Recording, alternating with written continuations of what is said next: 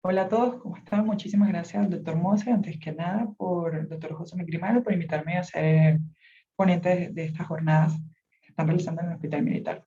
Bueno, para ya entrar en lo que es el concepto de la exposición del día de hoy, quiero comentarles que vamos a hablar un poco de un trabajo de grado que se realizó en la Universidad de Santa María bajo la maestría de implantes. Mi persona lo realizó y el trabajo de grado se basa en lo que es la comparación de dos protocolos quirúrgicos, tanto la técnica convencional como simplificada, y su caracterización, cómo es la caracterización de la cresta preimplantal en los pacientes que fueron operados en la parte posterior inferior de dichos pacientes que fueron tratados en la maestría de implantes. Ahora, este estudio tuvo como propósito analizar mediante pruebas radiográficas y clínicas el comportamiento de la cresta preimplantar y la mucosa preimplantar.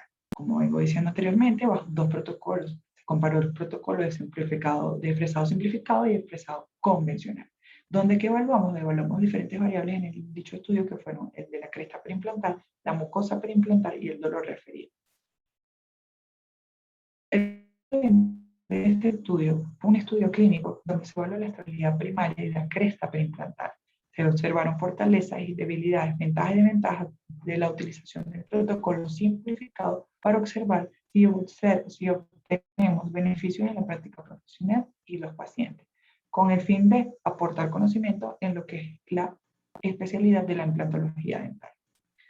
Dicho estudio fue un estudio que se llevó a cabo por una investigación principal que fue realizada por el doctor Giro y colaboradores en el 2013, donde podemos observar que, en contexto de la investigación, dicha investigación tiene como título El efecto de la secuencia de fresado simplificado en implantes dentales en la osseointegración, un estudio realizado en perros. En este artículo nos podemos observar que fueron colocados 72 implantes en 18 perros de raza Bristol. Estos implantes colocados fueron de diámetros de 3,75 y de 4,2 de diámetro, bajo un protocolo de técnica simplificada y otro de técnica de perforación convencional. Los resultados de este estudio fueron que ambas técnicas condujeron a la integración de los implantes. Y su conclusión en esta investigación fue que el protocolo simplificado de perforación presentó resultados de desintegración comparables a los convencionales. Nosotros, en la universidad, luego de pasar por y la tener aprobada por un comité de bioética, llevamos este estudio a cabo en las salas clínicas de la maestría de implantes de la Universidad de Santa María, donde obtuvimos una muestra de población y muestra de 32 implantes, como dije anteriormente, colocados en el sector posterior inferior. Previamente fueron seleccionados dichos pacientes exactamente seleccionados bajo un criterio de inclusión y exclusión, donde pudimos observar que en el criterio de inclusión tenemos edades comprendidas en pacientes entre 21 a 70 años que participaron en el estudio, de 2 milímetros de tejido queratinizado, con un índice de dólares aceptable, con un espacio interocruzal mayor de 8 milímetros, que voy a explicar más adelante, con espacios unitarios, unilaterales y bilaterales posterior inferiores, y un reborde alveolar sano.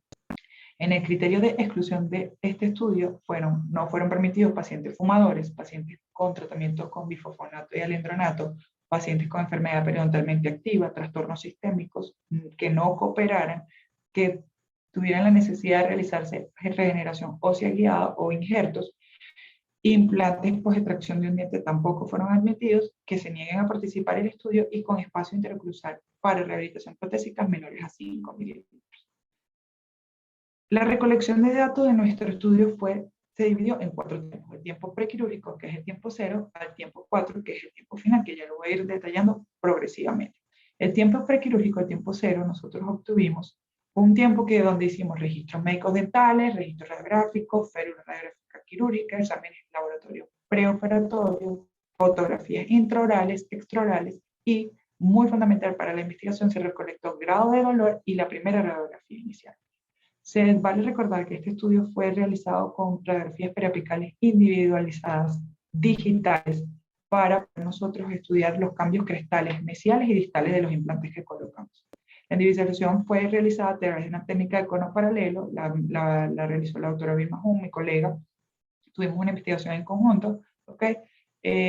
fueron individualizados cada 32 implantes que se colocó, cada uno tuvo un dispositivo, cada paciente realizado para que estuviese en la misma posición radiográfica de tiempo 0 al tiempo 4 del estudio, y no hubiese o no existiese alguna discrepancia en lo que es la colocación o la toma de la radiografía, así poder no alterar lo que es la medición de las crestas preimplantadas.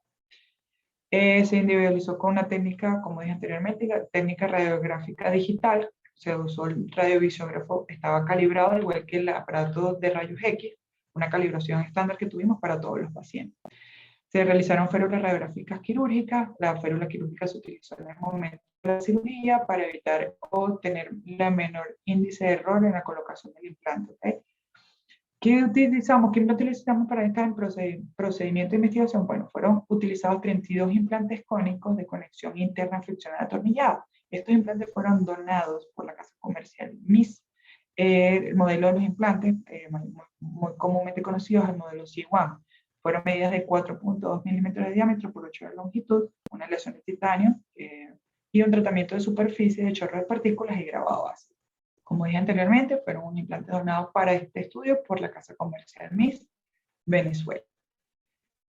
Al colocar nosotros estos implantes, tuvimos que respetar el protocolo quirúrgico de secuencia convencional de la casa comercial, el cual se basa en, como lo pueden ver aquí en la pantalla, en la colocación de los implantes, que va de 1500 a 2000, de 1500 a 1200 revoluciones la velocidad de fresado, y va disminuyendo hasta 400 revoluciones, y va incrementando el diámetro de la fresa, que va de 1.9 hasta 4.10, que es en este caso la fresa final antes de la colocación del implante. Cuando hablamos del protocolo quirúrgico de la secuencia simplificada, es que utilizamos la fresa inicial, que va a 900 revoluciones por minuto, y utilizamos la fresa final, que va a 400 revoluciones por minuto. Siempre tenemos que recordar que en ambos protocolos usamos doble irrigación para evitar una osteonecrosis posterior a un sobrecalentamiento óseo. ¿Okay? Entonces tuvimos que utilizar irrigación tanto externa como interna en este caso. Se debe mencionar que se respetó el protocolo de secuencia fresado final de la casa comercial, utilizando la última fresa, que es la fresa final, que es de 4 de diámetro crestal y de 3.5 apical. Fíjense que el implante es un diseño de 4.2 crestal y apical de 3.6. ¿Por qué se usa fresa final? Para evitar que el implante entre con sobrecarga a lo que es la preparación del lecho óseo. ¿Okay? Recordemos que esto es un implante de autorroscado, pero no podemos, el deber ser es que el implante entre de una manera sin forzarlo para evitar osteonecrosis. ¿Okay? Inmediatamente que se colocó el implante, se le colocó el elemento de cicatrización o llamado tornillo de cicatrización, y se respetó los 4 meses de desintegración. Es importante también recordar y recordar que estos implantes fueron sumergidos 2 milímetros a nivel de su cresta ósea, porque es un protocolo que recomienda la casa comercial. El colocar estos implantes debe ser colocado 2 milímetros bajo la cresta ósea. En el tiempo 1, como dije, el tiempo quirúrgico de la investigación fue el tiempo de preparación quirúrgica, donde se utilizó la férula quirúrgica y férula radiográfica, que se convirtió en férula quirúrgica para la colocación del mismo. ¿Qué se tomó en este tiempo? Pues torque e incisión en el momento de la cirugía del implante, el grado del dolor del paciente, que posteriormente voy a decir cuál es la escala de dolor que se usó para la medición del mismo, y la segunda radiografía postquirúrgica en este caso, que era radiografía control.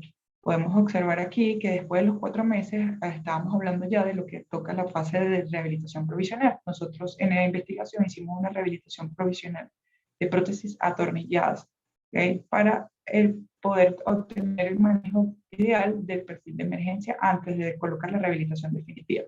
Fíjense, 4 meses después de la colocación del implante viene el tiempo 2, donde quitamos el tornillo de cicatrización anterior, confeccionamos o modificamos el tornillo de cicatrización que se colocó en ese momento para ir ya manipulando lo que es el perfil de emergencia del implante, y posteriormente se tomó impresión para confeccionar lo que es la prótesis provisional atornillada. Fíjense, 4 meses después de la colocación del implante, que es el tiempo 2, ¿qué recolectamos aquí? Pues grado de dolor, la tercera radiografía quirúrgica, se colocó la prótesis provisional atornillada con un torque de inserción del pilar provisional de 10 newton, que es recomendado por la casa comercial, y se toma la radiografía en ese momento. Fíjense, Todos los pacientes que yo dije anteriormente en el criterio de inclusión tienen que tener un espacio interoclusal de 8 milímetros, que va desde la cresta hasta lo que es el diente del protagonista. ¿Por qué?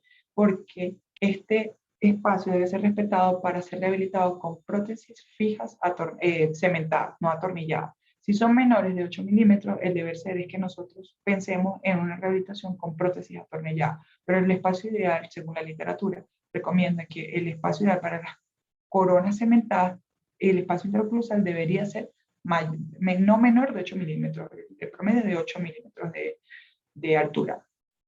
Es por ende que nosotros usamos esta en investigación. Entonces, recolectamos al 5.º mes después de la colocación del implante, la toma de la corona definitiva, que es el tiempo 3, en este caso, fíjense, cementamos la corona definitiva y tomamos la tercera radiografía. Al 5.º mes, después de la colocación del implante, tomamos la corona de la definitiva, que es el tipo 3. ¿Qué tuvimos aquí? ¿Qué datos tuvimos? Pues el torque inserción del pilar tuvo, lo recomendado por la casa comercial, es de 20 newton, el grado del dolor del paciente en este momento y la cuarta radiografía, que es después del cementado. Debemos recordar que una vez cementemos las coronas, siempre tenemos que tomar radiografía para saber que también no nos quede el cemento, no se pase después salga de la corona y dejemos apósito del cemento dentro de lo que es la encía del surco y evitar así enfermedades periimplantales como cocitis o periimplantitis producto al exceso de cemento que podamos utilizar a la hora de posicionar la prótesis definitiva. Eso fue un paréntesis, pero es importante recordar. Ahora, para ya finalizar la recolección de datos, debemos hablar del T4, que es el tiempo 4, que fue estudiado los 8 meses posteriores de la colocación del implante. Como último registro de la investigación se recolectó también grado de dolor y la 5ª radiografía, que fue 3 meses posterior al cementado definitivo. Ahora, debemos recordar que a todos los pacientes se le habló de indicaciones de técnica de higiene y de mantenimiento. Se dijo desde el momento 1 que deben de tener una correcta técnica de cepillado, se le habló de métodos auxiliares como el uso del hilo dental, el water pick, enjuagadores bucales, etc. Y muy importante también reforzar a todos los pacientes lo que es mantenimiento clínico al odontólogo. Una vez que cesaron la investigación, no significa que ya no estaban en la investigación y bueno, ya no tenían que seguir su mantenimiento clínico. Se les recordó que tenían que acudir a su cita, radiografías controles después del año, a los 2 años, una anual o cada 6 meses, dependiendo del caso. Y bueno, acudir a sus visitas anuales al odontólogo para examinar cómo iba la investigación y bueno, para que mantuviesen el éxito que hubo, gracias a Dios, en la investigación de los implantes. También se debe acordar que en esta investigación se trabajaron en diferentes tipos de oclusión, pacientes con tratamiento de ortodoncia ya estabilizados, que iban a ser retirados de la ortodoncia, pero se colocaron los implantes, pacientes clase 1, clase 2, clase 3, todo una diversidad a nivel de oclusión de varios pacientes, entonces, bueno, también no fue un perfil 100% a nivel de clase 1, clase 2, clase 3, perfecto, digamos. También se colocaron férulas oclusales ortostáticas a todos los pacientes una vez posteriormente terminado el tratamiento para evitar sobrecargas, para obtener un mayor, digamos, éxito en lo que es la rehabilitación de los pacientes y evitar posteriormente fracasos, no solo en el momento del estudio, sino posteriormente para que esos implantes se mantengan por un tiempo largo de tratamiento, de duración y bueno, Dios quiera duren toda la vida. Entonces, fue importante que a todos estos pacientes fueron colocados la férula oclusal ortostática. Es muy recomendado en todos los pacientes una vez culminados los tratamientos de implantología.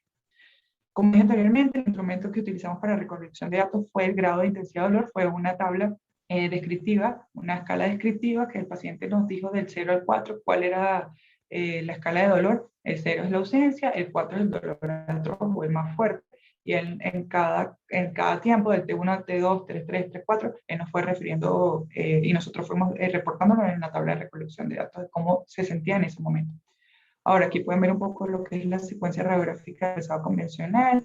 Fíjense que está del tiempo 0 al tiempo 4. Fíjense que aquí pudimos ver una radiografía digital, nada más pudimos medir mesial y distal. La cresta a nivel desde lo que es la cresta hasta la plataforma del implante. Mesial y distal, y ahí pudimos evaluar y hacer las mediciones milimétricas correspondientes, tanto en un fresado como en otro, convencional como simplificado. Fíjense que está el fresado simplificado, con las mediciones pertinentes, pudimos obtener que algunos implantes tuvimos pérdida, otros se mantuvo la cresta ósea y en otros tuvimos incluso ganancias a nivel de la cresta perimplantar. Este estudio se hizo a través de un análisis estadístico llamado T-Student, donde se compararon dos muestras pequeñas, ya que fueron menores de 30, donde se podría evaluar si había existencia de diferencias estadísticas y el valor de significancia de probabilidad. Como análisis, la presentación de análisis y resultados de esta investigación, pues les comento un poco que a nivel de resultados estadísticos, el comportamiento tanto de la cresta mesial como distal, fíjense, en la cresta mesial, que es en este caso, pudimos ver que no hubo estadísticamente no hubo diferencia, no hubo algo relevante, ¿ok? A nivel de estadístico. Pero si lo llevamos al gráfico de barra, podemos ver que en el T1, T2, T3 el comportamiento fue similar, pero en el T4, el azul, que en este caso representa al fresado simplificado, obtuvo mejoría o mejor comportamiento que el convencional. Eso es a nivel de la cresta mesial.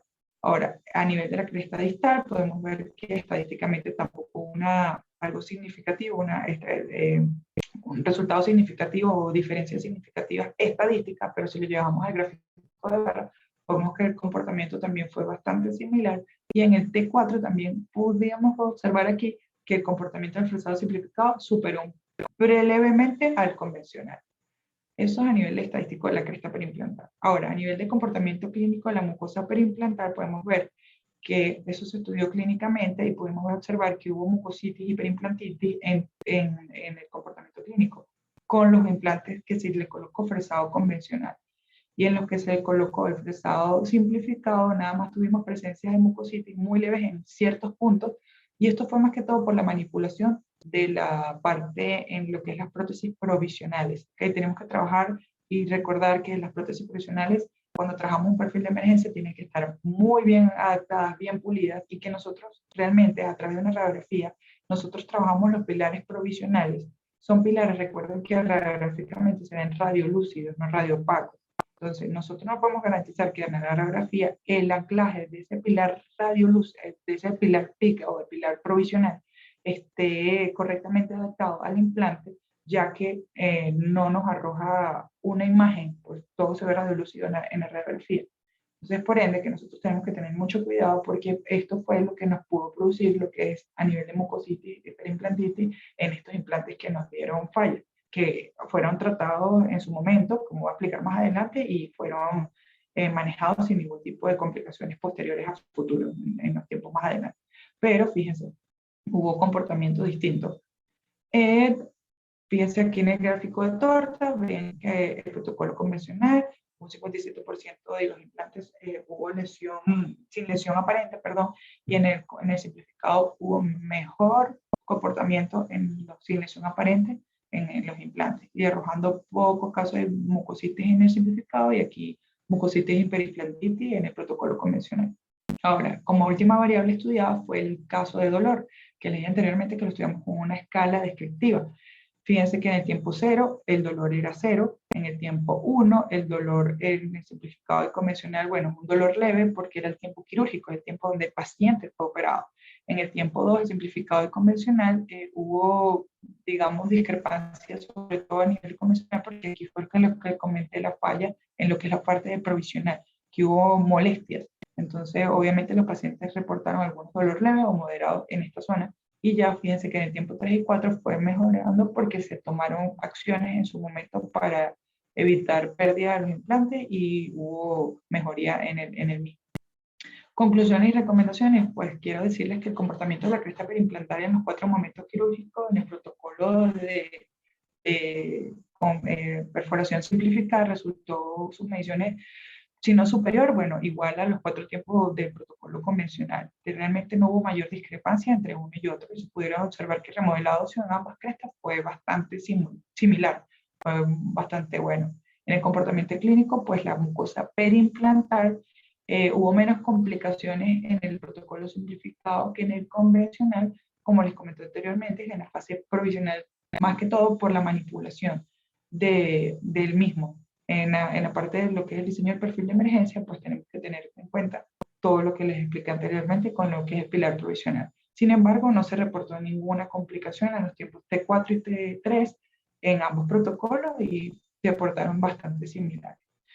Respecto a la sensación de dolor, pues también, como dije anteriormente, el tiempo 1 y 2, el tiempo 1 y 2 fueron como los momentos más donde se reportó dolor, porque el tiempo 1 era en la fase quirúrgica y fue bastante, digamos, similar entre ambos protocolos, y en el tiempo 2 se reportó más en el protocolo convencional que en el simplificado por el tema de la prótesis. También podríamos decir un poco que el protocolo convencional eh, pudo haberse presentado un poco más de molestia, porque si lo comparamos con un protocolo simplificado, un protocolo que digamos que es menos invasivo y se reduce lo que es el trauma en la preparación del lecho óseo para la colocación del implante. Entonces también esto pudo haber influido un poco en lo que es el comportamiento del dolor en el paciente. Y bueno, por último, no menos una conclusión general, podemos decir que el protocolo simplificado de perforación del lecho óseo se podría, si no considerar superior, al menos equivalente en la recuperación y evaluación de la cresta periimplantar que el protocolo convencional. Digamos que tienen bastante similitud, se puede decir que representa ventajas clínicas y prácticas para nuestro día a día, nuestra consulta, y que es un protocolo que lleva menos elaboración, que es menos invasivo y presenta bastante ventajas favorables tanto para el paciente como para nosotros. Mis recomendaciones más adelante, a través de todo lo que fue este estudio, bueno, digamos que es una línea de investigación que se puede seguir haciendo, que hay otros diseños que a través de otros diseños de implantes, no, por lo menos en este caso fueron, como dije anteriormente, con implantes de conexión cónica friccional atornillada, que podamos hacerlo con una muestra mucho mayor, que podamos hacerlo con unas muestras histológicas, también no solo ver a nivel comportamiento clínico radiográfico, sino histológico, fractal, entre otras, que podemos aplicarlo en otro tipo de rehabilitaciones, como rehabilitaciones atornilladas, en rehabilitaciones híbridas, en rehabilitaciones ferolizadas, como de mayor número de cantidad de dientes. Y por último, no menos importante también, aplicarlos a nivel de maxilar, porque este fue aplicado a nivel de mandíbula, tipo 1 y tipo 2, pero también podemos ver cómo se comporta este protocolo a nivel de hueso tipo 3 y tipo 4, que no es lo mismo. Entonces, bueno, espero que les haya agradado un poco lo que es la conferencia. Para mayor dudas, inquietudes, referencias bibliográficas, no duden en contactarme. Al principio está. Mi Instagram es odo.amandaborges y mi correo electrónico es odoamandaborges1983@gmail.com. Si necesitan información, preguntas, dudas, o bueno, podríamos charlar, cualquier inquietud, estoy a su breve disposición. Y bueno, muchísimas gracias otra vez, Moza, por la invitación. Espero que les haya gustado. Aquí les dejo un poco más adelante lo que es la referencia bibliográfica. Si la necesitan, pues con muchísimo gusto se contactan conmigo y se las hago llegar sin ningún problema. ¿Okay? Bueno, espero que les haya encantado la presentación y que nos veamos pronto en otras jornadas y congresos. Chao, hasta luego. Listo.